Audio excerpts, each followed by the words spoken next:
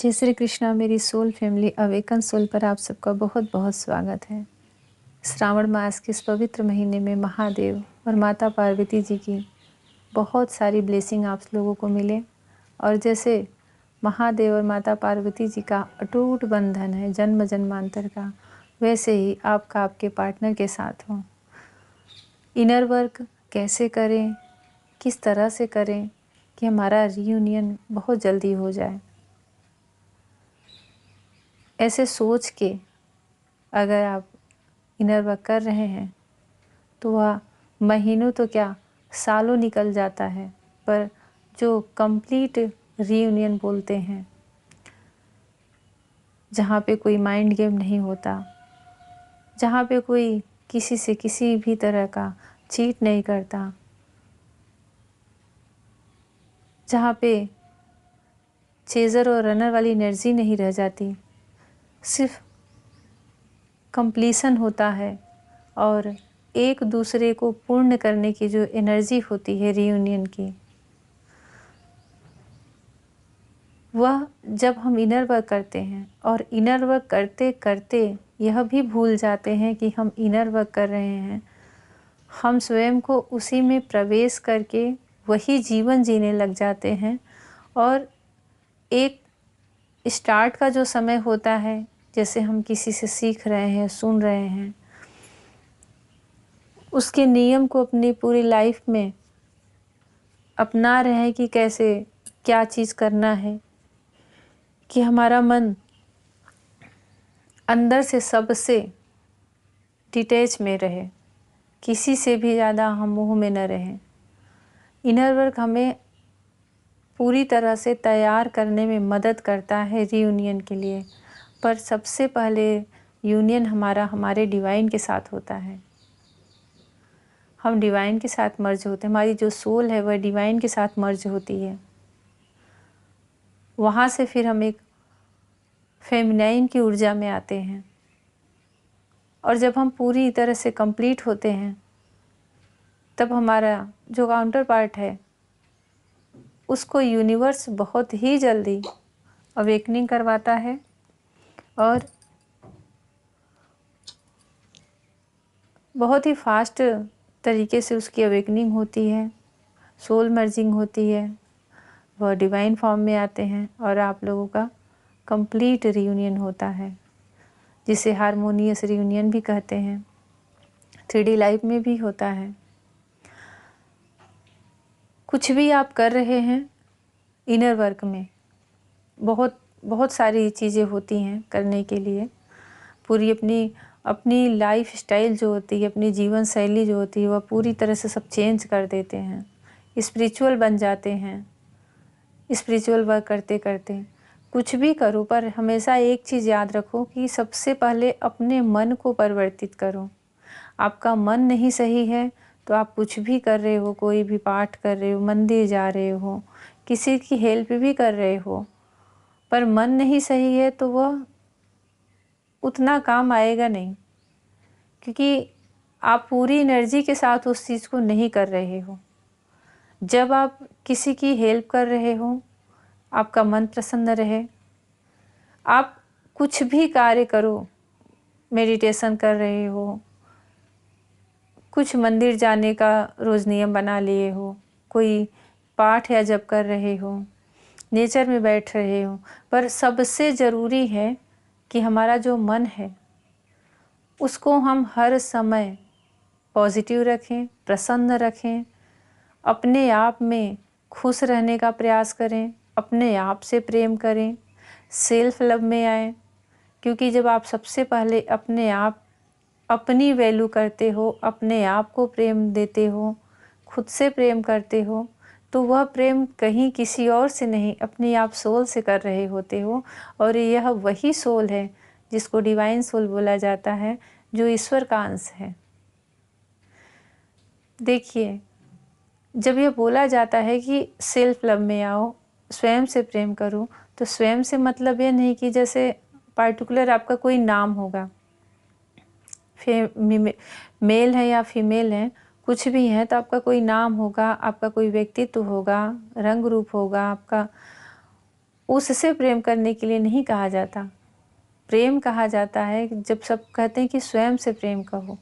जब इसको स्पिरिचुअल तरीके से समझिए तो वह सेल्फ लव अपनी सोल से किया जाता है, और वह सोल कोई और नहीं, वही ईश्वर का अंश है। तो आप उनसे जुड़ते जाते हो, और जब आप उनसे जुड़ोगे तो उनकी ब्लेसिंग मिलेगी। उनसे कनेक्ट होने पर उनकी ऊर्जा, उनकी एनर्जी आपको मिलेगी। तो नेचुरल ही आप अपने आप में ग्लो करने लगोगे, और आपकी जो मन है, बुद्धि है, स्थिर होता जाएगा।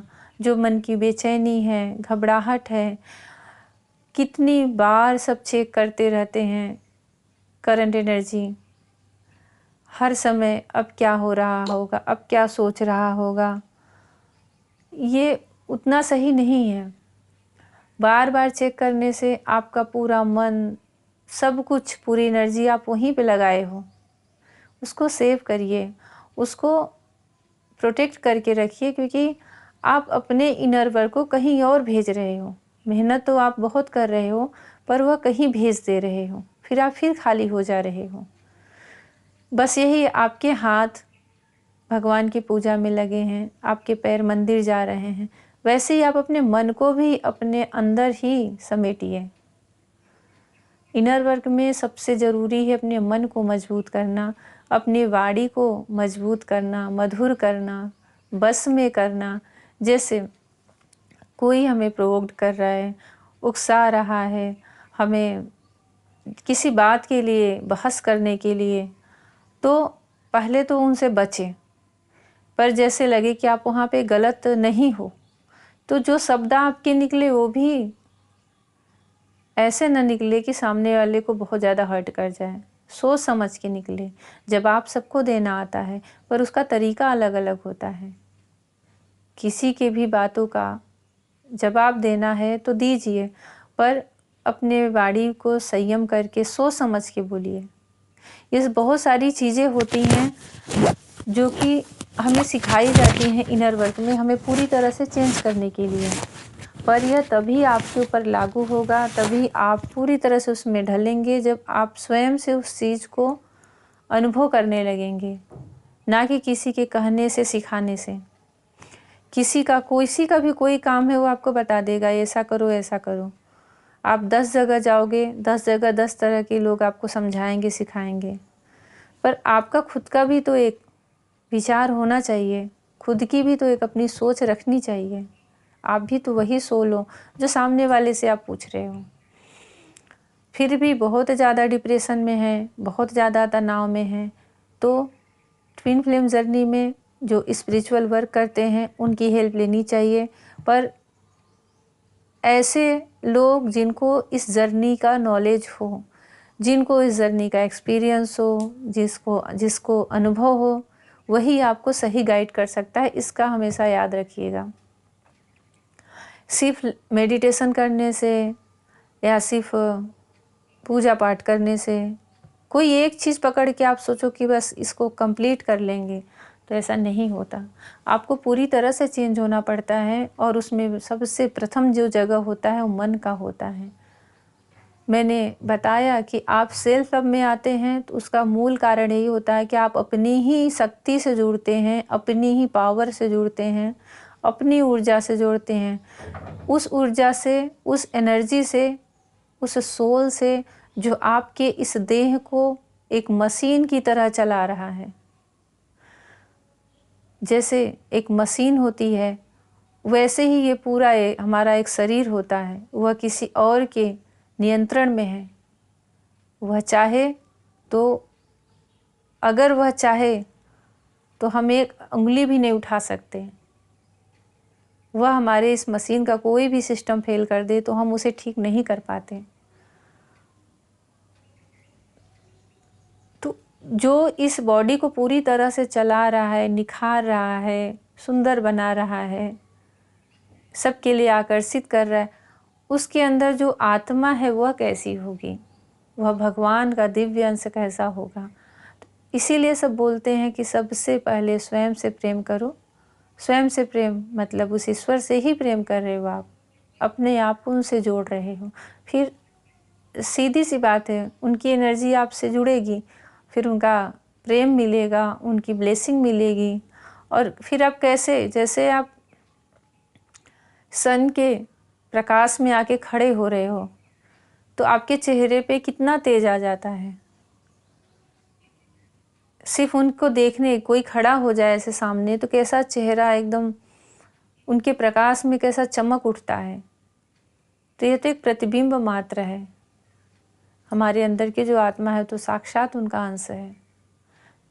जो चीज़ आपको अपने अंदर से प्राप्त होगी वह किसी और अन्य से नहीं प्राप्त हो सकती, चाहे आप कितना भी प्रयास कर लो। सामने वाला आपको किसी न किसी तरह से हर्ट करता ही रहता है तब तक जब तक कि आप स्वयं से प्रेम नहीं करते। आप जब तक अपने आप को दुखी करोगे, सामने वाला भी आपको दुखी करके चला जाएगा। आप दुखी दुखी बैठे रहोगे, हमेशा सैड रहोगे, चिड़चिड़ाते रहोगे तो सामने वाला और वैसा करके चला जाएगा। और ये सबसे ज़्यादा आपका काउंटर पार्ट ही करता है, क्योंकि वो हमें हमेशा मिरर करता, हमेशा हमारे उन सब पॉइंट पे ट्रिगर करता है जो हमारे अंदर दबी हुई हैं, हमारे अंदर की जो कमियां हैं। कमियां ऐसी नहीं कि हमारे नैन नक्श कैसे हैं, हमारा रंग रूप कैसा है, हम दिखने में कैसे लगते हैं, इससे तो इसका तो कोई मतलब ही नहीं रहता है जर्नी में। आप चाहे जिस रिलीजन के हो, चाहे जैसा आपका रंग रूप हो, सुंदर हो नहीं हो दूसरों के लिए, पर जो आपका काउंटर पार्ट है वो तो आपकी ही हाफ सोल है, तो वो उतना ही चाहेगा जितना वो स्वयं को चाह रहा है। यहाँ यही समझने वाली बात है। सबके मन में रहता है कि छोड़ के चला जाएगा, छोड़ देगा, ऐसा हो जाएगा वैसा। अगर वह ट्रू ट्विन फ्लेम है तो छोड़ ही नहीं सकता। अपने आप को कोई छोड़ सकता है क्या? कभी नहीं। और ना ही कोई स्वयं को बुरा बोल सकता है, खुद का अपमान कर सकता है, नहीं कर सकता।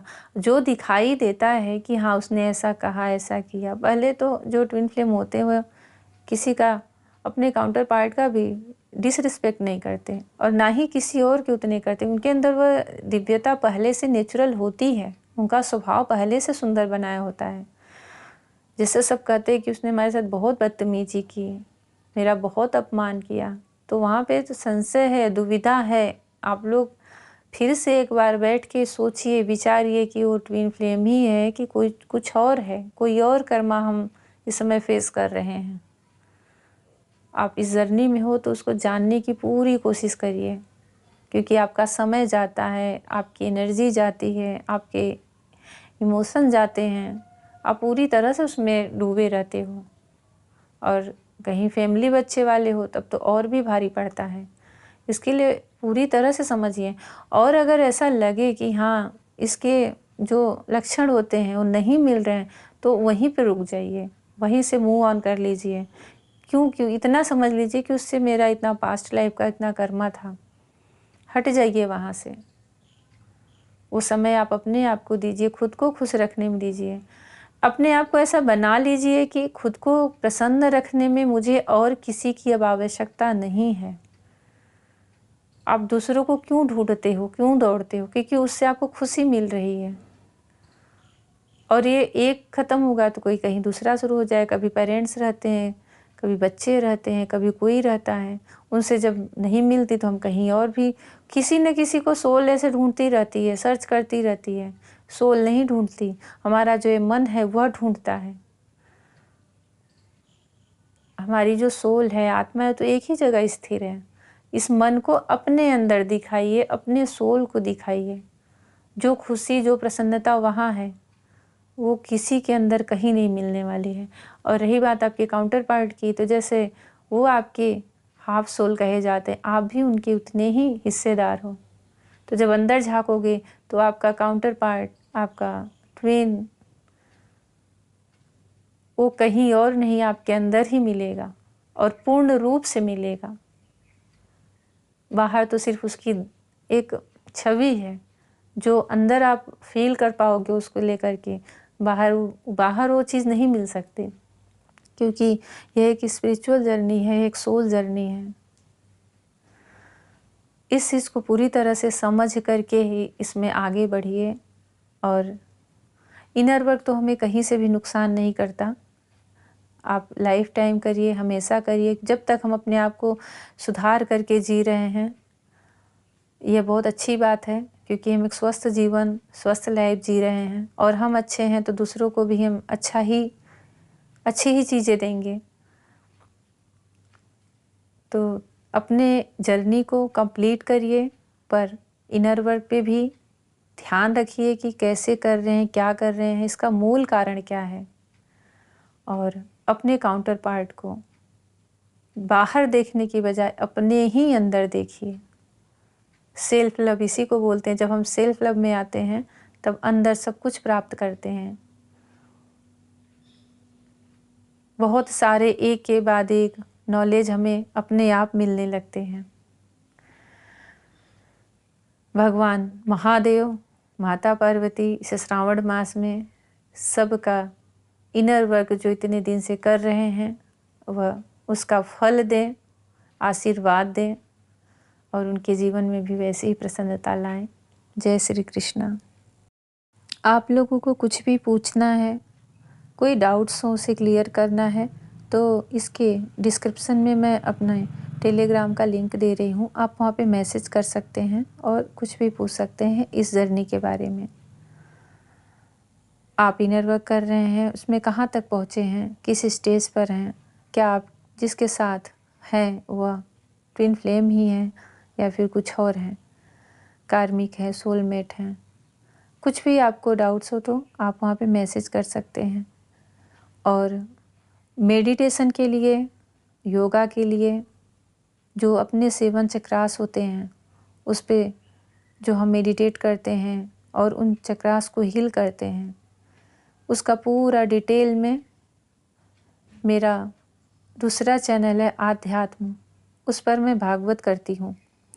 तो आप वहाँ जा कर के मेडिटेशन सर्च करके 7 चक्रों का मैंने पूरे डिटेल में डाला हुआ है कि वह कैसे किया जाता है, उसके देवता कौन है, रंग कौन है, कमल कैसा है, वस्त्र कैसा होना चाहिए, मंत्र कौन सा होना चाहिए। तो आप लोग अगर मेडिटेट कर रहे हैं तो उसको पूरी तरह से करिए, ताकि अगर आप उस मंत्र को 3 बार भी कह रहे हैं, 1 घंटे की बजाय आप 11 मिनट भी कर रहे हैं, मैं बहुत ज़्यादा नहीं बोलती मेडिटेशन करने के लिए, अगर आप 11 मिनट भी बिल्कुल एकाग्रता से बैठे हैं तब भी आप उतना ही कंप्लीट मेडिटेशन कर रहे हैं जो घंटे 2 घंटे से बैठे हैं। बस आपका मन लगना चाहिए। मन कैसे लगेगा? अगर आपको मेडिटेशन के 7 चक्रों के बारे में पूरी डीप नॉलेज हो, तो जब आप ध्यान में बैठोगे तो जो जो उसमें प्रोसेस होता है, जैसे आप उसको करोगे ऑटोमेटिक आपका ध्यान वहीं लग जाएगा। तो मेरे उस चैनल पे है, मैं उसका भी लिंक इसके डिस्क्रिप्शन में डाल दे रही हूँ, आप लोग देख सकते हैं। जिनको लगे कि मेडिटेशन के बारे में क्या, चक्रास की क्या होती है, कैसे करना चाहिए। जय श्री कृष्णा।